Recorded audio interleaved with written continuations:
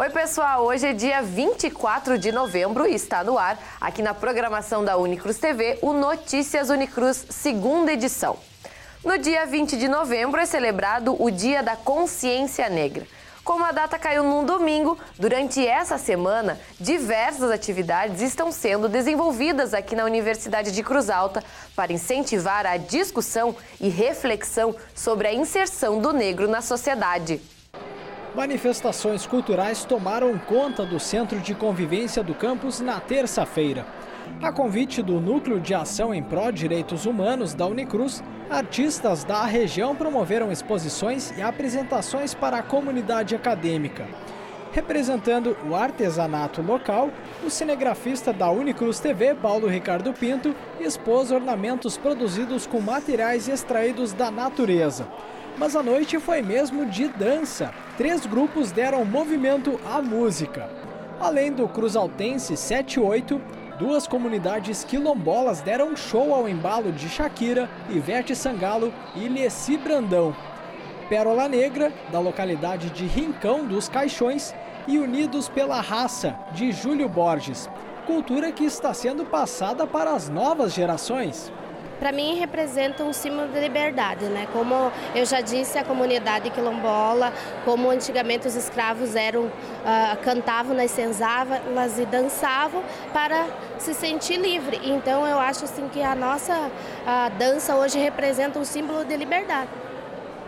Tradição que é passada, no caso, a dança de geração para geração. Inclusive, sua filha dança junto. Com certeza, minha filha, a Emily, ela tem 10 anos e desde que eu participo e sempre tive presente na comunidade, eu tentei passar essa cultura da dança para ela, né? E sucessivamente ela com certeza vai passar para os filhos delas também. A organizadora das atividades considera importante que acadêmicos vivenciem a cultura afro. Hoje eu acho que oportunizou que outros acadêmicos percebessem a importância da preservação da cultura e é o que na verdade essas meninas querem, representando através da dança. Então eu acho que com certeza é muito importante para a instituição, importantes para elas enquanto cultura, enquanto reconhecimento.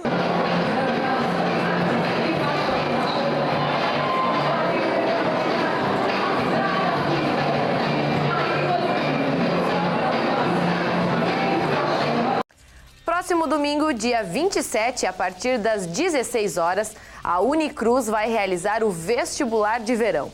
A prova única é de redação. Então, a gente foi conversar com a coordenadora do projeto ProEnem da Unicruz para nos trazer algumas dicas para os candidatos se darem bem na hora da prova. Confira! Antes de iniciar a escrita da redação, ou ler o texto motivador, ele deve ler o enunciado e o comando, ou seja, ele inicia observando o que está se solicitando para que ele escreva.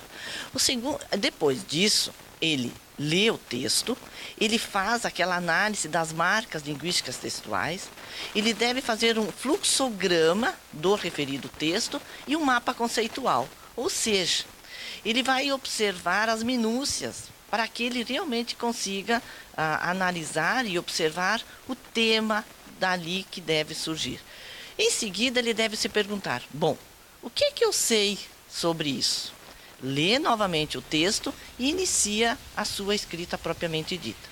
Então, ele deve observar que o texto é um texto dissertativo, ou seja, ele terá de opinar sobre o tema que nós estamos cobrando. E outra coisa importante é que aquele texto motivador, nós temos observado muito que o texto motivador está sendo utilizado como cópia na escrita do aluno. Não, aquele é um texto do qual ele vai retirar o tema. Ele terá de escrever, ou seja, introduzir uma proposta de escrita e desenvolver no decorrer do texto. E outra coisa que é muito importante é que o que os alunos fazem, né? Não como erro, mas como equívoco, é escrever, na conclusão, é colocar aspectos novos. Não, o texto tem uma introdução, onde eu me proponho, eu coloco sobre o que eu vou escrever, eu desenvolvo essa temática e eu concluo, ou seja, a conclusão costura aquilo que eu já disse, que eu venho desenvolvendo. Professores e acadêmicos do curso de Engenharia Civil realizaram no final de semana do dia 12 de novembro uma viagem de estudos para Porto Alegre. Na oportunidade, eles participaram de um seminário de leitura de textos da área da engenharia e ensino de ciências e matemática, promovido pela UERGS. A palestra foi realizada pelo professor doutor Luciano Carvalho da Costa, que abordou a ideia da importância do estudo da filosofia na ciência. Na sequência, o grupo ainda fez uma visita ao Museu de Ciência e Tecnologia da PUC, onde os acadêmicos puderam ver na prática a aplicação da física. No museu, o que mais chamou a atenção dos alunos foi o show de eletrostática, onde as pessoas puderam interagir com o gerador de Van de Graaff. Nos últimos 10 anos, o número de imigrantes no Brasil saltou de 143 mil no ano de 2000 para mais de 268 mil no ano de 2010, segundo dados divulgados pelo Ministério da Justiça. Na região metropolitana de Porto Alegre e no Vale dos Sinos, haitianos e senegaleses chegam em busca de novas oportunidades. Saiba mais na reportagem da Rede Prosa, realizada pela TV Unicinos de São Leopoldo.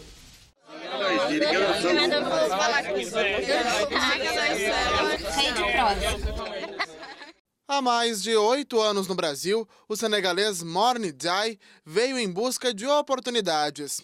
Por lá, ele deixou amigos e familiares, com quem mantém contato até hoje, pelas redes sociais. Na verdade, é uma história talvez meio diferente, como a maior parte dos imigrantes. Meu caso é um caso que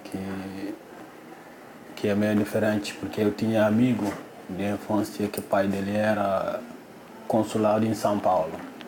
Então ele passava férias depois da escola em São Paulo, quando pega as férias de escola. Então ele chegava no Senegal, falava muito de Brasil. Brasil, falava muito coisa de Brasil. Então isso ficou em mim. Quando eu pretendo sair de Senegal, eu escolhi o Brasil. Desde que chegou por aqui, Mor está empregado. Ele é auxiliar de administração na Secretaria Municipal de Direitos Humanos de Porto Alegre. Minha chegada foi normal, porque na época, 8 anos atrás, o Brasil não era o mesmo Brasil que a gente está vivendo hoje. As coisas eram mais fáceis de todas as partes, né? Principalmente empregos. Até, inclusive, ele estava precisando de mão de obras dos estrangeiros. Na parte de adaptação com população, foi tranquilo também, foi tranquilo. A dificuldade, com certeza, tinha, continua tendo ainda, com qualquer outro imigrante, principalmente na parte de linguagem. A história de Mor é parecida com a de muitos imigrantes que chegaram nos últimos anos no Rio Grande do Sul. Entre 2014 e 2016, mais de 15 mil pessoas chegaram ao estado na busca de uma vida melhor. Que até há pouco tempo o Brasil viveu uma época de muita prosperidade financeira, econômica, de alto, a empregabilidade estava em alta, e então as pessoas vinham e ainda vêm menos, mas ainda vêm em busca de oportunidade de trabalho. Então, é uma coisa que não se controla no mundo. Os fluxos migratórios, eles se constituem, se constroem a partir de necessidades dos seus próprios países, das suas próprias vidas. Além de buscar emprego e qualidade de vida, os imigrantes que chegam no Brasil têm como objetivo enviar dinheiro para suas famílias que ficam no país de origem.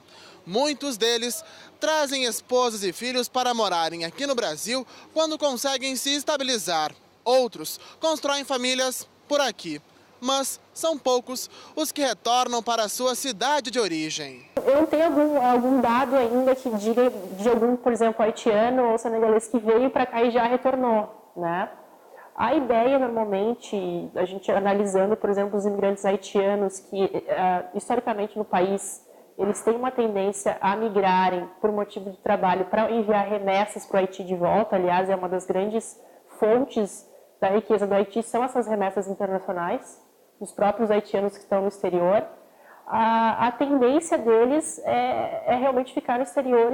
No Brasil, os imigrantes haitianos que desde 2010 entram no país por causa da desigualdade e da complexidade estrutural da política e da economia presentes no Haiti, agravadas pelo terremoto que desestruturou o país, mostram um forte fluxo de migração no século XXI. O Brasil passou muito tempo se ainda impactado, né, nos primeiros anos da grande migração haitiana, que hoje entraram mais de 54 mil haitianos no Brasil, se distribuíram por todo o território, sendo que para cá havia mais ou menos 14 mil haitianos no estado do Rio Grande do Sul.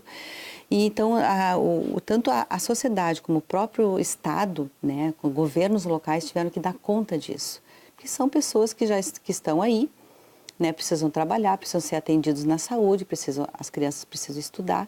A imigração de haitianos bateu recorde em 2013 e triplicou em relação aos anos anteriores. Para chegar ao Brasil, eles utilizam diversos meios de transporte. Eles vêm tanto por rota marítima como rota aérea, no caso da África, e nos haitianos essa rota também rodoviária. Através de ônibus, muitas vezes eles também utilizaram vieram a pé, assim, né, alguns pontos, alguns trechos, até chegar no país. Muitas viagens não são tão tranquilas assim, né, e muitos, inclusive, ou eles não trazem os documentos junto, os documentos que eles têm do país anterior, ou mesmo eles perdem no meio do caminho, enfim, isso tudo dificulta muito quando eles chegam no país. Essa edição do Notícias Unicruz chegou ao fim. Se você perdeu alguma informação deste ou de outros programas aqui da Unicruz TV, reveja no nosso canal do YouTube. Obrigada pela companhia e até a próxima!